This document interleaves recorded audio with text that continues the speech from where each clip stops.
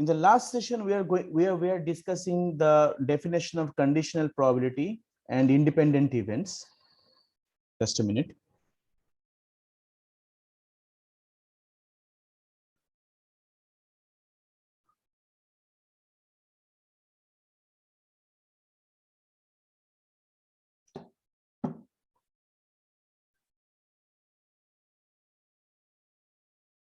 Conditional probability and independent events. The conditional probability was given by probability of probability of A given B. What is happening? Just a minute. Wait a minute, just a second. There is some problem with the board.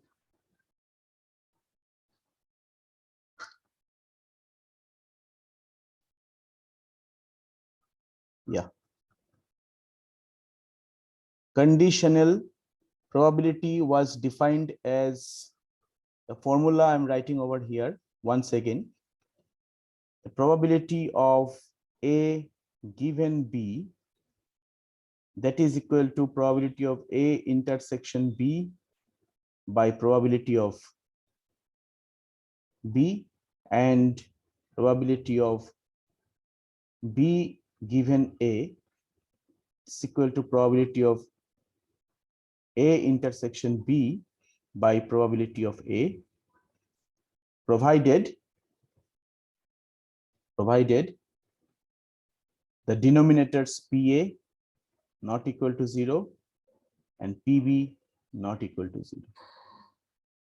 Okay. And for independent events,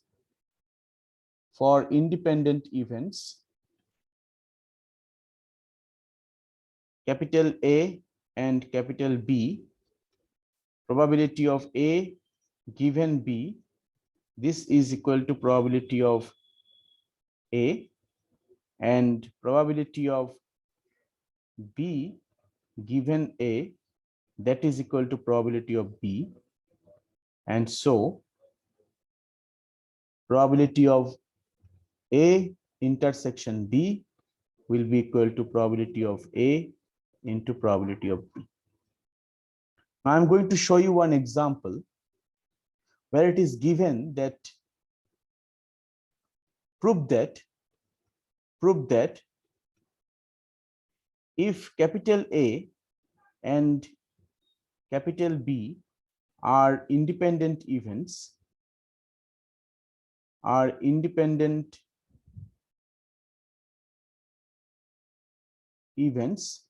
then number one, A and B complement are independent. This is the first question. Number two, A complement and B are independent. And number three, A complement and B complement are independent.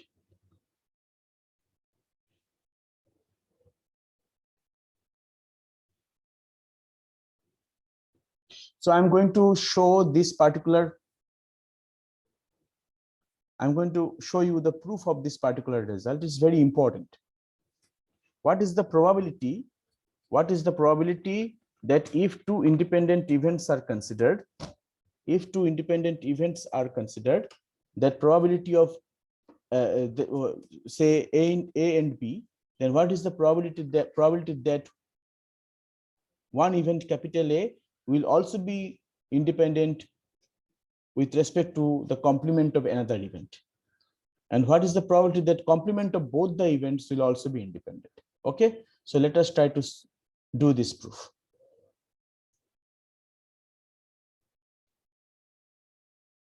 So since A and B are independent,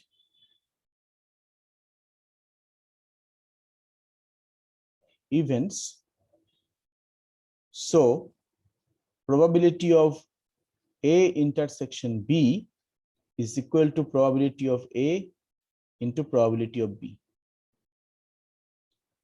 Now, if you can recall, and if you watched my video, in the last class, I solved some axioms, some theorems with some theorems with the help of axioms of the probability. Okay, so one of the theorems which I actually proved goes like this. One of the theorems which I proved goes like this, that we know that probability of A intersection B complement, that is equal to probability of A minus probability of A intersection B. We have proved this result. I have proved this result in my last class. Now, and for the sake of your understanding, let me quickly draw the graph, the Venn diagram of the thing over here. So suppose capital A is this one and capital B is this one. So this part is your A intersection B complement. This part you very well know, it is A intersection B, and this part is A complement intersection B. So probability of A intersection B complement, that would be equal to probability of A minus probability of A intersection B. Watch my yesterday's video, you'll get to see the proof. Now, since we know that probability of A intersection B is PA into PB, so we can write it as PA into PB simply.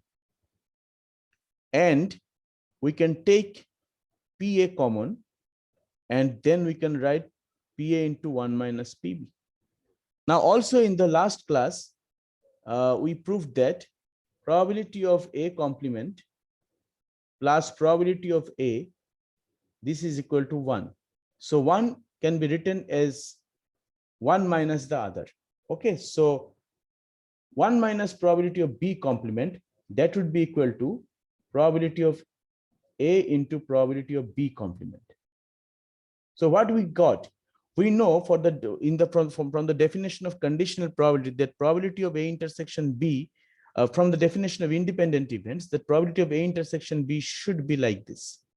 It should be of this form. And here we started with this intersection, the probability of A intersection B bar, and we have reached up to this particular point, probability of A into probability of B bar. So which proves, this implies that A and B bar are independent. They are independent. Okay. Next, I'm going to do the proof of the problem number 2. Now, since, again I'm writing, since A and B are independent events, probability of A intersection B, this is equal to probability of A into probability of B. Now, again, I'm drawing the Venn diagram for the sake of your understanding. This is my A, this is my B, and this part is your A intersection B. This is your A bar intersection B, and that is your A intersection B bar. Now, from the figure, we can very well prove, and I proved already, that probability of A bar intersection B, that is equal to probability of B minus probability of A intersection B. Now, probability of A intersection B can be written as probability of A into probability of B. And if I take common, we get probability of B into 1 minus probability of A. And that is nothing but equal to probability of B into probability of A bar. Therefore, this implies we started with this and we have got this. Okay, so from there we can write that A bar and B are independent. A bar and B are independent. Okay. And lastly, question number C. Question number C. Again, we know that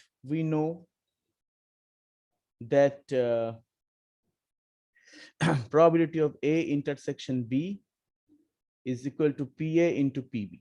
Okay, no problem. It's my given condition. Try to recall De Morgan's law. De Morgan's law in set theory, that A bar in complement intersection B bar, that is equal to A union B whole bar. A bar union B bar, that will be equal to A intersection B whole bar. These are the well-known De Morgan's law from set theory. So to prove that, I'm writing over here, to prove that A bar and B bar are independent, we need to show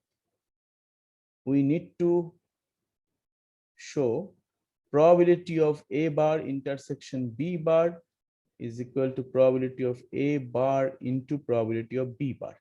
This is my requirement. This is my requirement. So we start with left hand side.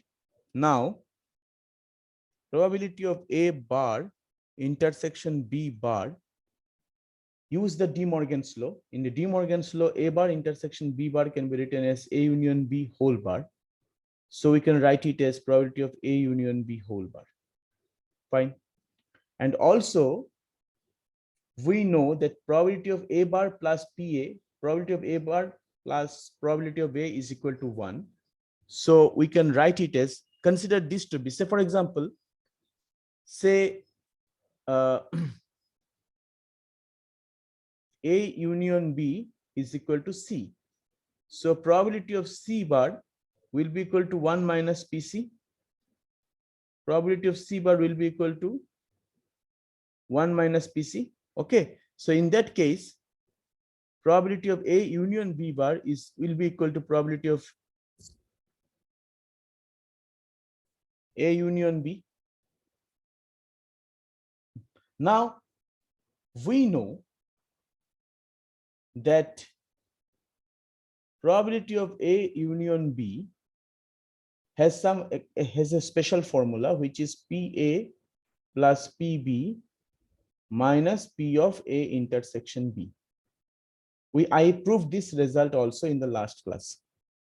So therefore, probability of A bar intersection B bar, this can be written as 1 minus PA plus PB minus, now A and B are independent, so we can put here PA into PB. We can put here PA into PB. And if I remove the bracket, we actually have got 1 minus PA minus PB plus PA into PB. Okay. Now I'm going to the next page. From here, I'm keeping 1 minus PA same, and from here I'm going to take PB common. So we have got, therefore, probability of A bar intersection B bar, this will be equal to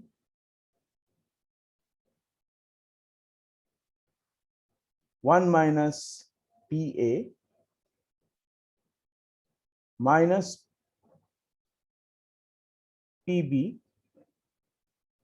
take it common, and then we get 1 minus PA. And we can write ultimately this as 1 minus PB into 1 minus PA. Or you can write it as 1 minus PA into 1 minus PB. Now, what is 1 minus PB? This is P bar, P of B bar, and 1 minus PA is P of A bar. So we have actually proved that probability of A bar intersection B bar is equal to probability of A bar into probability of B bar. This implies A bar and B bar are independent events. So this proves the required theorem. It's a very important result. It's a very important result, and you have to remember this result. Not only you have to do it, but you have to remember it also. Okay. Now, I'm giving you one problem. The question is like this.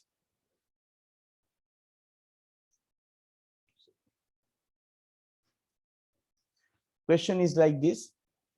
One shot is fired from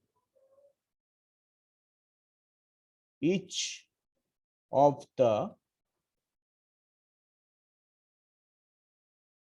three guns, E1, E2, E3. Denote guns, okay, full stop. E1, E2, E3 denote the events, that the target is hit. The target is hit by the first, second, and third guns,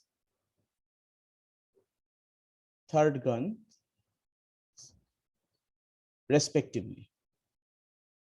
Okay. If probability of E1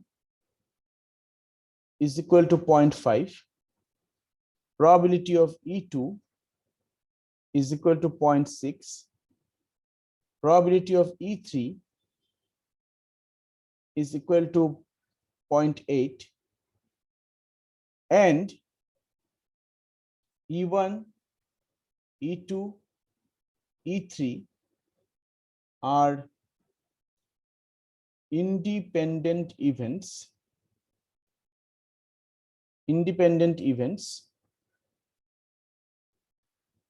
find the probability that exactly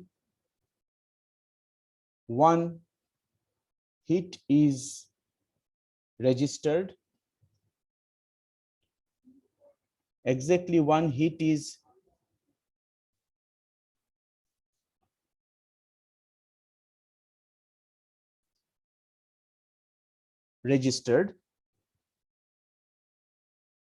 and number two, this is question number one, and question number two is at least two hits are registered.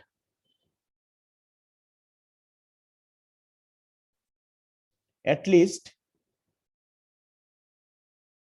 two hits are registered. Okay, so we are going to solve this particular problem on independent event.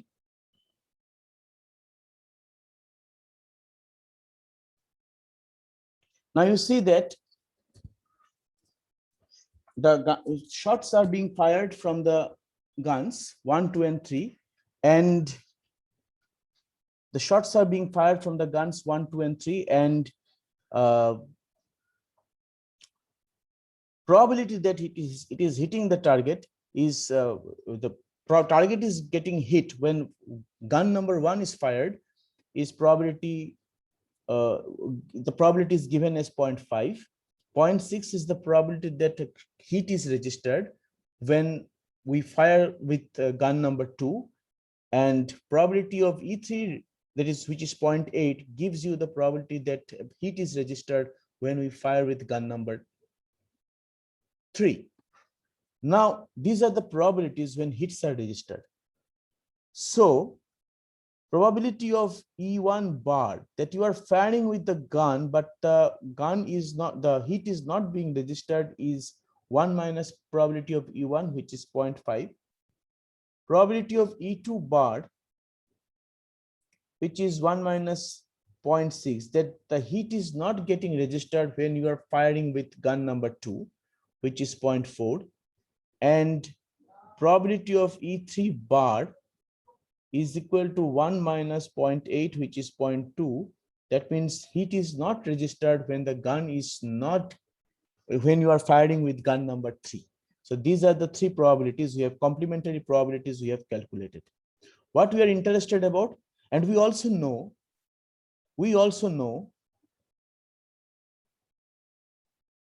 that probability of E1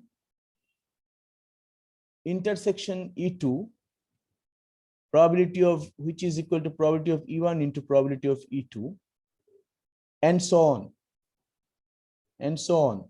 By so on, I mean that if you choose any two events, be it E2, E3, or E1, E2, or E1, E3, whatever, you are always going to get this kind of result. The probability of A intersection B is equal to probability of A into probability of B, because all these are independent events. Okay. Why they are independent events? Because when you are firing with, you are not firing simultaneously you are not simultaneously firing with two guns, putting the guns in your two hands. You're firing one gun and you are firing the next one. So your next firing of the target is not actually dependent upon whether you have hit the target or missed the target in the previous shot. Okay, so all these cases are independent. What I'm interested about is that I'm interested about that only exactly one hit is registered. Okay, so what are the cases which we can consider over here? Let us consider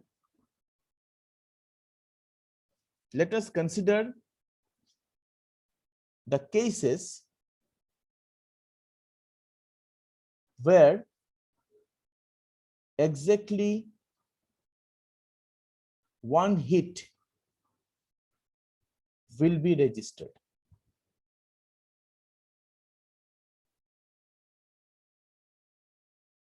Okay, so one of the cases is this one. One of the cases is this one. E1 intersection E2 bar intersection E3 bar. This is one case. That means you have fired with your gun, first gun, the hit is registered, and when you are firing the next with gun number 2 and gun number 3, hits are not getting registered. In that scenario, only one hit will be registered. E1 E2 bar, E1 bar intersection E2 bar intersection E3. That is another case. And E1 bar intersection E2 intersection E3 bar. That is another case. Now, this is one case when one hit will be registered. This is second case when one hit will be registered. This is the third case when one hit will be registered. And either of these things can happen. Either this event is going to happen or this event is going to happen. Now, okay, if I name it as capital X, if I call it capital Y, if I call it capital Z, so either this is going to happen or this is going to happen or this is going to happen. So we are supposed to find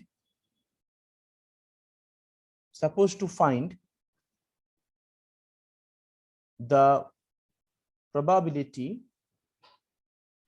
We are supposed to find the probability of E1 intersection E2 bar intersection E3 bar union E1 bar intersection E2 bar intersection E3 union E1 bar intersection E2 intersection E3 bar. Okay, we are supposed to find the probability of this, but you see that all these events are mutually exclusive. All these events, this event X,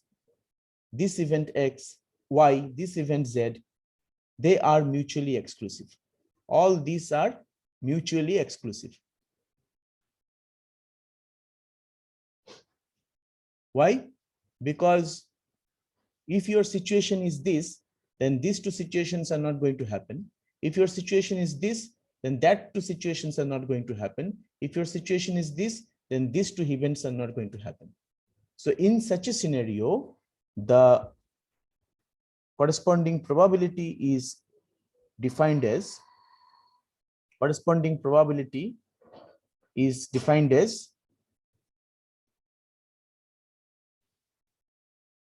just a minute, probability of E1 intersection E2 bar intersection E3 bar plus probability of E1 bar intersection E2 bar intersection E3 plus probability of E1 bar intersection E2 intersection E3 bar. Why?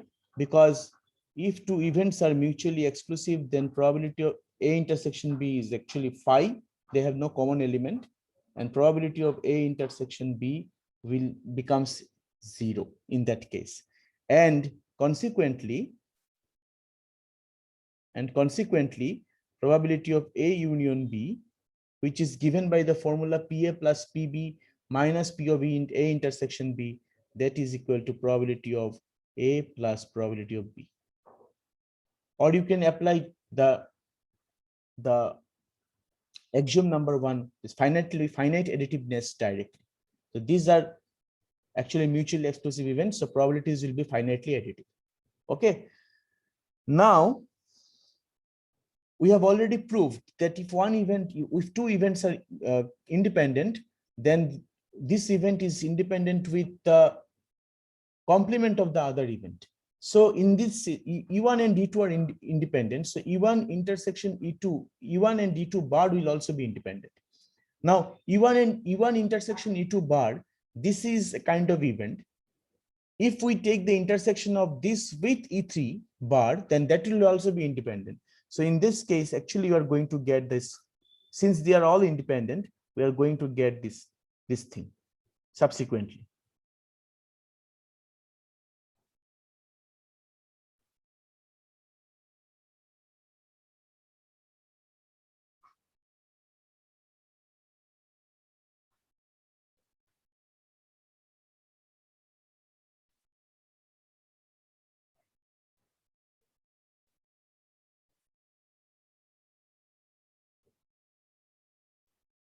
Okay, and your next job is to substitute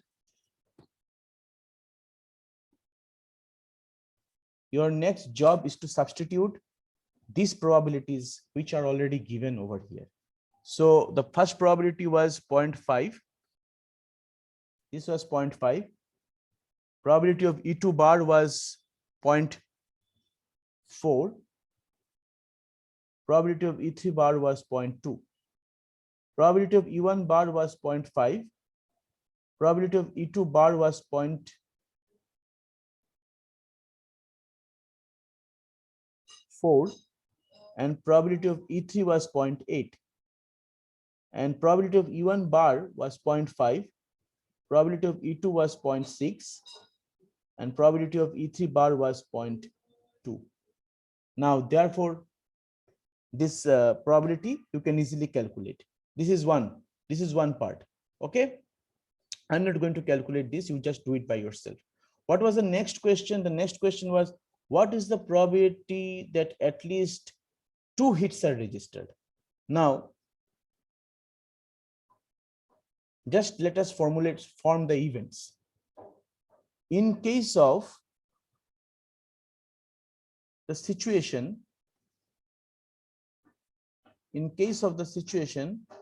where at least 2 hits are registered, we have E1 intersection E2 intersection E3 bar. This may happen, or E1 intersection E2 bar intersection E3. This may happen, or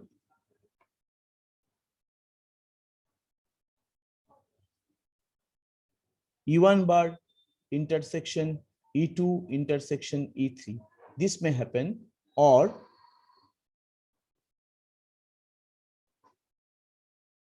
this can also happen because the word at least 2 is written.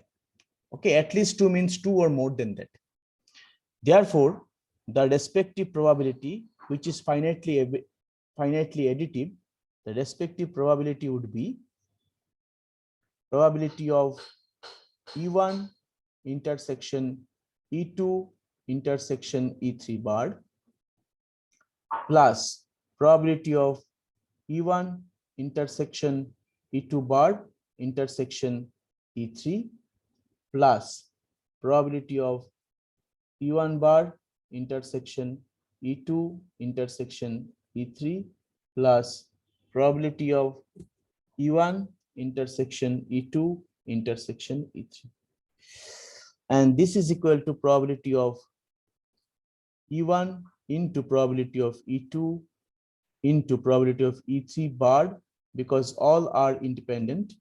Probability of E1 into probability of E2 bar into probability of E3 plus probability of E1 bar into probability of E2 into probability of E3 plus probability of E1 into probability of E2 into probability of E3. Okay, and this is equal to, you just put the values 0.5 into 0.6 into 0.2 plus 0.5 into 0.4 into 0.8 plus 0.5 into 0.6 into 0.2, oh no, sorry, 0.8. And the lastly, it is 0.5 is 0.6, 0.8. Because P of E1 bar is 0.5, P of E1 is also 0.5. And these are 0.6 and 0.8, as I can recall. Now you can calculate, if I'm not wrong, you just check the values. Okay. Just check the values. If I'm not wrong, so we have substituted correctly, we have substituted all the probabilities, and this is the result. After you multiply and take their sum, you will get the respective probability. So you try to find it by yourself. So this is one example of conditional independent events, which I have shown you over here. Some other good examples are also present in the book. You can go through them. Okay, and I think you will not be having any problem in understanding those problems which are there in my note and which are there in the book also. So try to do these problems by yourself. One thing which I want to share with you, one another theorem which I want to share from the book is like this. This theorem is also very important, that you look at this theorem, the theorem number 10, which goes like this. It says that if capital A, B, and C are any three events in a sample space capital S such that probability of A intersection B is not equal to 0, then you can generalize the thing. Probability of A intersection B intersection C. They have said that these events are any events. They are not independent events. So you can generalize the definition of conditional probability. So in that case, conditional probability, in case of A intersection B, it happens, probability of A intersection B becomes probability of A given B into probability of B. Here it will become probability of A into probability of B given A into probability of C given that A and B both happened. Given that probability of A and B both happened. Now suppose we have 4 events, A intersection B intersection C intersection D. So in that case, we can write it as probability of A into probability of B given A into probability of C given that A, B, and B both happened, A intersection B into probability of D given that A intersection B intersection C. All of the 3 has happened. Okay, so I'm not going to discuss these probabilities. You do it by yourself. You will try. I think they have been mentioned pretty much clearly, and you can understand very well what they mean, what they try to do. So, okay, and they have generalized the things. Many examples have been sorted out over here. You can go through those examples by yourself. Okay, now in the next class, which I have with the CSE section B, CSE section B in the afternoon, there I'm going to discuss with them what do we know about Bayes theorem. Okay, so I am not going to discuss Bayes theorem with you. So I'm going to discuss the Bayes theorem with CSE section B, and you are going to see the video at night, and before you join me tomorrow in the morning. Okay, so with this, I'm going to conclude my today's session. No more sessions will be taken today, so I'm stopping it right over here. Hope you have understood and your attendance have been saved properly. So let us meet tomorrow in the scheduled time. Okay, till then, bye.